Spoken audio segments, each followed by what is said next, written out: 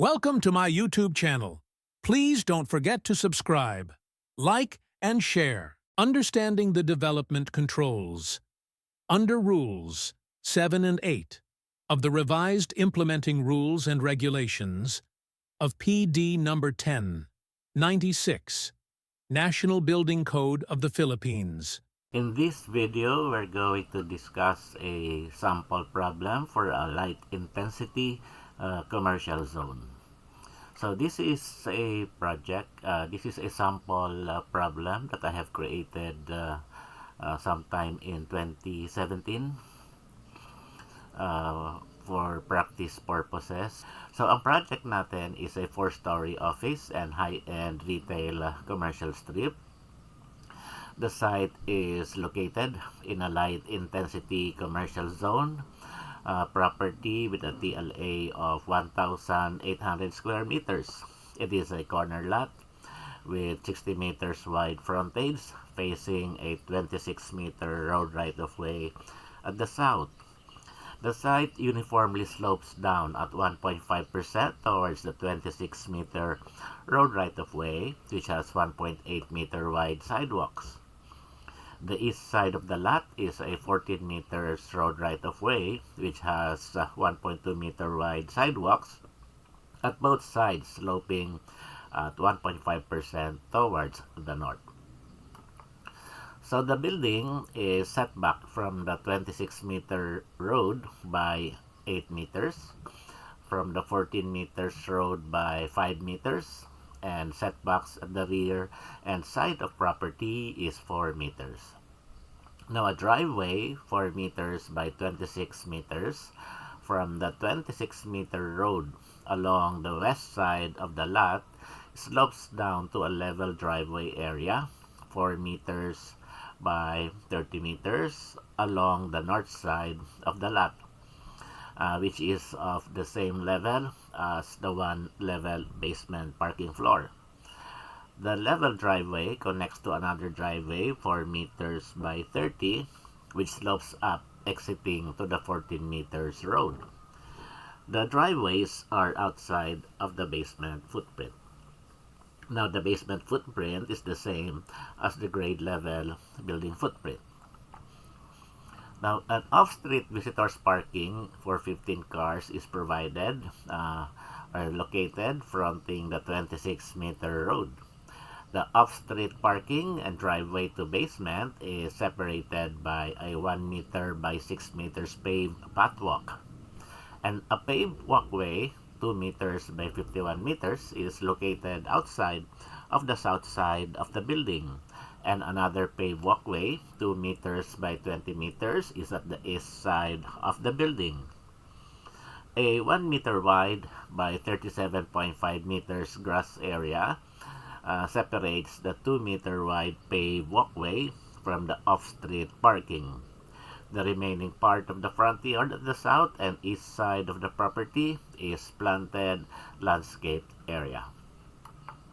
Now, the ground floor of the building are rentable commercial spaces, while 20% of the ground floor is allocated for services and utilities. The upper floors are rentable office spaces. The second and third floors have the same area as the ground floor. At the third floor, a concrete ledge 1 meter by 52 meters is located at the north side of the building. Another ledge 1 meter by 18 meters is located at the west side. A 3 meters by 8 meters concrete canopy is located at the main entry at the south side of the building. Now, an open terrace is located at the 4th floor facing east, that is 3 meters by 15 meters, and facing south, 3 meters by 51 meters terrace. Now, mechanical utilities room 40 square meters is located at the roof deck. A covered multifunction area 240 square meters with toilets, kitchen, total area 60 square meters is also at the roof deck. Now, the rest of the roof deck is for outdoor activities.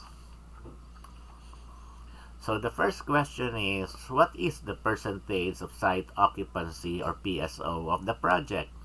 And then compare it with what is the allowable maximum percentage of site occupancy or the maximum PSO for the project. So the first question is the actual PSO, and the second question is the allowable maximum, which can be determined using Rule 7 and 8 of the NBCP. So let us first draw the lot. So we have a low intensity commercial zone, meaning that is commercial 1 zone.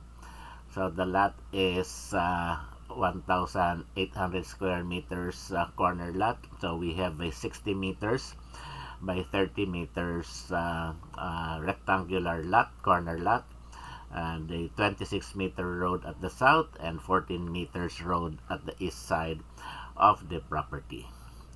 So let us now compute for the actual building footprint. So we have to make use of the given building setback. The actual building setback as given is that from the 26 meters road, you have an 8 meter setback.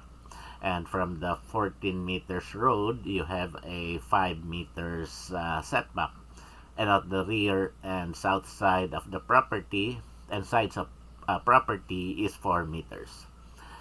So this will be the building footprint actual. So it will have a dimension of 60 meters minus 4 and minus 5. That will give you 51 meters.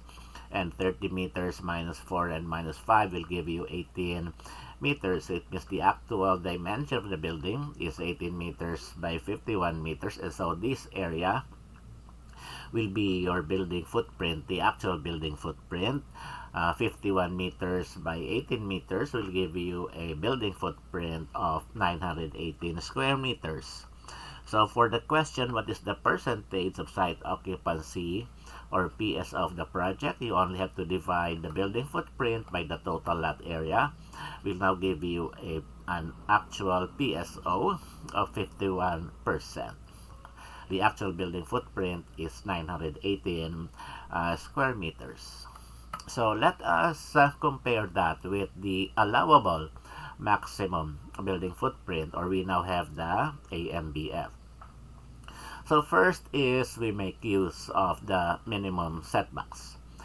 So from the table for the minimum setbacks for commercial, industrial, institutional, and recreational buildings, this will be the applicable setbacks. For the 26 meters road will be 633, and for the 14 meters road will be 522 for the front side and rear setbacks. So which means for the front setback, we are going to have 6 meters here for the 26 meters road, and for the 14 meters road, we will have the 5 meters minimum setback here. And for the side and rear, 3 meters and 2 meters, the more stringent here will be the 3 meters minimum setbacks. So which means this will now be our final setbacks.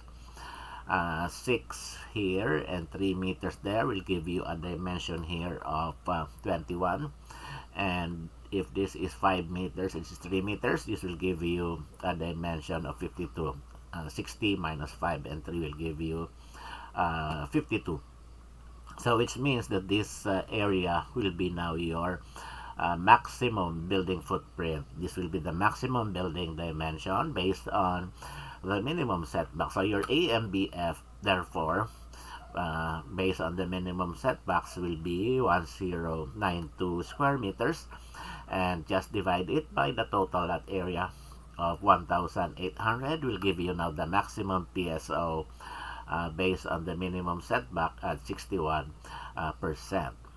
So this is just one of the reference for determining the AMBF and its maximum PSO. We have to compare this value with the other tables in Rule 7 and 8. So based on Table 8.1, the reference table for the maximum PSO for commercial 1 without firewall is 70%. Without firewall, dahil ang ating actual na building ay wala namang firewall din. So, ang allowable natin ay wala rin dapat firewall. So, our maximum PSO will be at 70% of the TLA will be our AMBF. No? And based on another table, we have table 7.1. This is the maximum TGFA, but it indicates here the allowed percentage of site occupancy or PSO. For commercial one corner lot, the percentage here of the total lot area is 80%. So which means that our maximum PSO is at 80%. And we compare these different values and get the most stringent. So from the minimum setbacks, we have 61%. From table 8.1 is 70%, and from table 7.1 is 80%. So the most stringent here is based on the minimum setback. So our final value, therefore, for the AMBF, it will be at 1092 square meters, and its maximum PSO at 61%. And we now compare our actual building footprint with the allowable maximum building footprint. So we have here our actual and the allowable, and you will see that the actual building footprint is less than the maximum allowable, so this is okay. So let us go to the next one, which is the total open space within lot. What is the total open space within lot, or TOSL, of the project? And what is the allowable minimum total open space within lot, or minimum TOSL for the project? So again, yung first question ay yung actual na TOSL yan. At ang pangalawa ay yung allowable na nakabase sa Rule 7 and 8 ng NBCP. So, unahin natin ang actual total open space or actual TOSL. So, medyo madali na lang itong makuha kasi nakuha na natin dati ang building footprint na 918. No? So, ibawas lang natin yan from the TLA na 1,800. Ang maiiwan will be your actual total open space, and in percentage that will be at 49%. Now let us go to the allowable minimum TOSL. This is as per Rule 7 and 8. Our reference is table 8.G.6 at makikita nyo dito for corner lot here is 20% for all other uses, and nandito kasi naka ano yung commercial dahil wala naman dito sa dalawang column na to ang commercial, no? At wala rin tayong firewall syempre, no? So 20% of the TLA will give you 360 square meters minimum TOSL. So let us compare the actual TOSL of 882 versus the minimum of 360 square meters, and the actual TOSL is bigger than the minimum, so that is again okay. So our next question is, what is the impervious surface area or ISA of the project? Again, this is based on the actual layout. And what is the allowable maximum impervious surface area or maximum ISA for the project? This is based on Rule 7 and 8 of the NBCP or the development controls. So our actual ISA, we make use of the given, no? Yung mga binigay sa problem na statement na mga given, ano ba doon ang mga impervious sa site, no? So we have the driveway, or that is concrete driveway, so west side, and we also have the level driveway and another driveway sloping up. So lahat ito given naman ang area, so we only have to add these areas, na?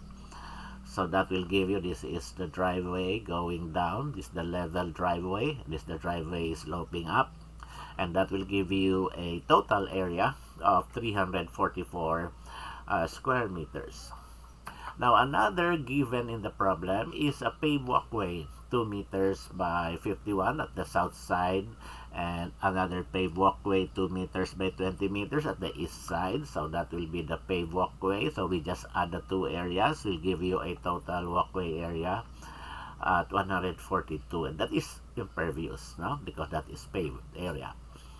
And for another paved area will be the off-street parking and driveway separator, the paved pathwalk, no, of 1 meter by 6 meters there. That will be a total of 6 square meters area. And our last impervious is the visitors parking for 15 cars located fronting the 26 meters road. Okay, and that will be beside the paved pathway. And we only have to get the area for the 15 cars and multiply it by the parking slot per car of 2.5 by 5 will give you an area of 187.5 square meters. So that will be the elements in the site considered as impervious. So we add all of these areas together, driveway, walkway, pathwalk, and the parking, will give you now a total impervious surface area of 679.5 square meters, or 37.75% or 38%. And on the other hand, we determine the allowable maximum impervious surface area as provided in Rule 7 and 8, or the maximum ISA, and our reference here is table 8.1. For commercial one without firewall, our maximum ISA is 20% of the TLA. So that means that will be 360 square meters. So we compare the actual impervious with the maximum ISA. We will see here that the actual ISA is bigger than the allowable maximum ISA. So nag-exceed tayo ngayon sa allowable maximum, and that is supposedly in violation of the provisions of Rule 7 and 8.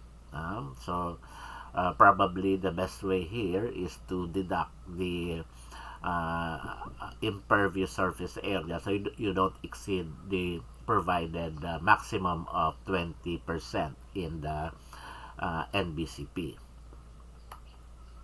So another question is, what is the unpaved surface area of the project?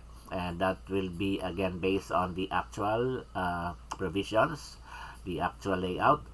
And the second question is, what is the allowable minimum unpaved surface area minimum USA for the project? Again, that will be based on Rule 7 and 8.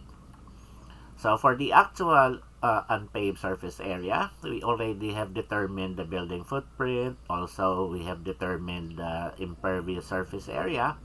So the best way to compute for the remaining part of the lot is just to deduct these two areas from the total lot area. No? So our TLA is 1,800 minus 918, the building footprint, minus 679.5, the impervious, will now give you the actual unpaved at 202.5 square meters, or in percentage that will be 11.25 or 11%.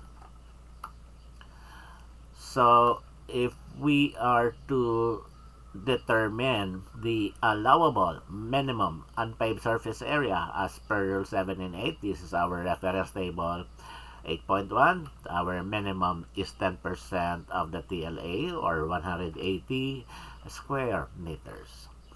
So therefore, if we compare now the actual USA and the allowable minimum unpaved, our actual unpaved is bigger than the allowable minimum. So that is okay. So we did not go below the allowable minimum. So for the next question is, what is the construction area of the project? Again, based on the actual spaces described. And for the second question is the maximum allowable construction area MACA for the project. And again, this is based on Rule 7 and 8. So for the actual construction area, we add the building footprint of 918 plus the impervious at 679.5 will give you the total construction area at 1,597.5 square meters. In percentage, that will be equivalent to 88.75% or 89%. So for the maximum allowable construction area or MACA, again, that is based on table 8.1. We only have to add here the values for the maximum PSO and the maximum ISA. So therefore, our MACA will be at 90%, equivalent to 1,620 square meters.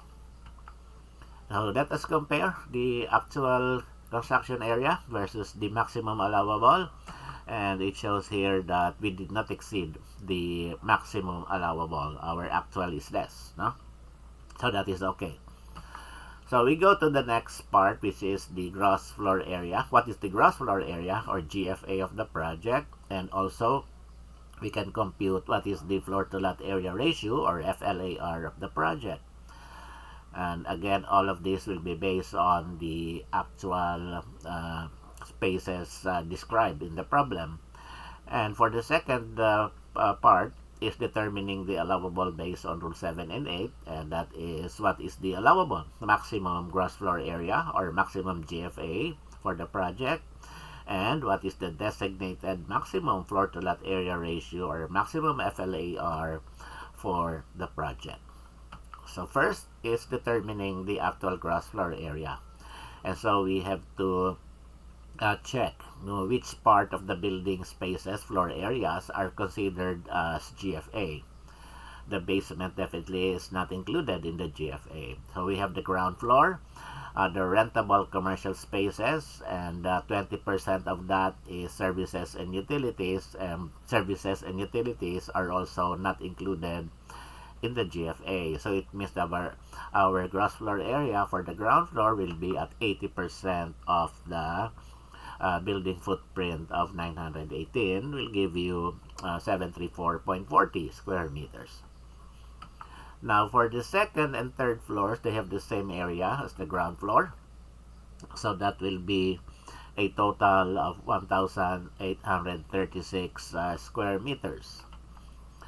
At the fourth floor, we have an open terrace. At the east side is 3 meters by 15, and the south side 3 meters by 51 meters, and terrace is also not included in the GFA. So we just have to deduct that portion from the area, floor area of 918. So 918 minus 45 square meters minus 153 will give you this portion, the enclosed portion, will be your GFA at 620 square meters.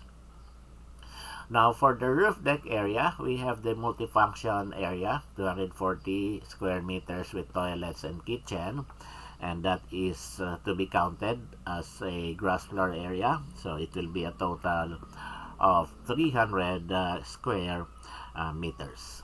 So we now tabulate all of these areas considered as GFA. From the ground floor up to the roof deck, we have a total of 3,590.4 square meters. And then from this gross floor area, you can compute for the actual FLAR. Just divide this actual GFA with the total lot area of 1,800. Our actual FLAR is 1.99. And the next is to determine the allowable maximum gross floor area or our maximum GFA. And our reference for that is the maximum designated FLAR under table 7.G.1. And here, our maximum FLAR designated is 3. And to get the maximum GFA, we only have to multiply that designated maximum FLAR of 3 with the total lot area of 1,800 will give you now the allowable maximum at 5,400 square meters. And we compare the actual GFA with the maximum GFA allowable, and so our actual GFA is less than the allowable maximum. Even our actual FLAR of 1.99 did not exceed the maximum designated of 3, so that is okay. For the last development control is the determining what is the total gross floor area TGFA of the project. This is the actual floor areas, and determining the allowable maximum total gross floor area or maximum TGFA for the project as provided in Rule 7 and 8. So, the first is the actual TGFA. So, we count the floor areas considered as TGFA. Pag sinabing TGFA, kasama na dito yung mga floor areas na hindi natin sinali kanina sa pag-count ng GFA. And all other concrete slabs or floors, no, ng building. So, we have the basement footprint. It's the same as the grade level building footprint. So, 918 din yon. And second and third floor also same area as the ground floor. So it means we have basement, ground floor, second floor, third floor, or 4 floors having the same area of 918 for a total of 3,672 square meters. And then for the fourth floor, the open terrace is now included. So you don't deduct this anymore, so it means that we still have the same area of 918 the fourth floor. But for the roof deck, now since this will be the terrace, and a terrace has no floor above it, so this is already open, so bali ang roof deck natin will only have this area. So pag binawas natin itong portion na to, ang matitira for this one is 720 square meters. That will be the area of the roof deck.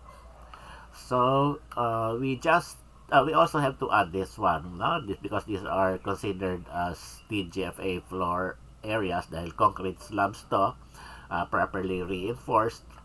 We have the ledge and also the concrete canopy. And the total area for this will be at 70 square meters for the ledge and the canopy at 24 square meters. So we tabulate all of these TGFA areas and we come up with a total of 5,404 square meters. Now, to determine the allowable maximum TGFA, our reference is table 7.1.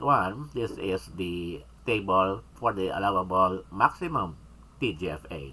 And for commercial one here, corner lot, it shows 5 by 80% without firewall. And so that will give you a value for the maximum TGFA at 7,200 square meters. So this 1,440 is 80% of the TLA of 1,800. So the next possible reference for the maximum TGFA is when we convert our GFA to its TGFA equivalent. So based on table 7.G.2, the conversion table, whatever is our maximum GFA here, we multiply it with this factor of 1.25. So that means our maximum TGFA is 5,400 times the 1.25 multiplier will give you 6,750 square meters, and this is more stringent than the one based on table 7.1. So if we compare our actual TGFA versus the allowable maximum, our actual is less than the allowable maximum TGFA, even with the most stringent one from the conversion table and also from table 7.1. So that's it for our review for Rule 7 and 8. If you want a more comprehensive discussion for Rule 7 and 8, just enroll at the Atlas CDC Review Center. Just scan the QR code here. And again, watch out for my succeeding video. Thanks for watching. Don't forget to subscribe, like, and share. For a more comprehensive study on Rules 7 and 8 of the revised IR of the NBCP, please enroll at Atlas CDC Review. Email us at atlascdcreview@gmail.com, or you may join us at our FB group page, www.facebook.com/groups/ALEReview.